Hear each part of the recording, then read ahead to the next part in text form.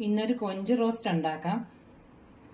ആദ്യം കൊഞ്ച് കുറച്ച് മസാല ഇട്ട് മാരിനേറ്റ് ചെയ്ത് വെക്കാം. 1 സ്പൂൺ മുളക് പൊടി, 1/4 സ്പൂൺ മഞ്ഞൾപ്പൊടി, കുരുമുളക് പൊടി, ഇഞ്ചി വെളുത്തുള്ളി പേസ്റ്റ്, കുറച്ച് ഉപ്പുകൂടി ഇട്ട് കൊടുക്കാം. എല്ലാം മിക്സ് ചെയ്ത് വെച്ചിട്ടുണ്ട്. ഒരു അരമണിക്കൂർ മാരിനേറ്റ് ചെയ്ത് നമുക്ക് വെച്ചേക്കാം. അത് കഴിഞ്ഞിട്ട് ഇതൊന്ന് ഫ്രൈ ചെയ്തെടുക്കാം. പാൻ വെച്ച് കുറച്ച് വെളിച്ചെണ്ണ ഒഴിച്ചിട്ടുണ്ട്. കൊഞ്ച് ഇട്ട് കൊടുക്കാം.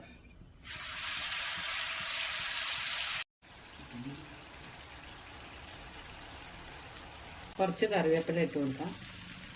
കൊഞ്ച് ഫ്രൈ ആയിട്ടുണ്ട്. കൊഞ്ച് ഫ്രൈ ചെയ്ത അതേ പാനിൽ കുറച്ച് എണ്ണയും കൂടെ ഒഴിച്ചു കൊടുക്കാം. ചെറിയുള്ളി ഇട്ട് കൊടുക്കാം. ഒരു 10-25 ചെറിയുള്ളി ഉണ്ട്, അതിട്ട് കൊടുക്കാം. കുറച്ച് ഉപ്പിട്ട് കൊടുക്കാം. ഉള്ളി ഇത്രയും വഴുന്നാൽ മതി.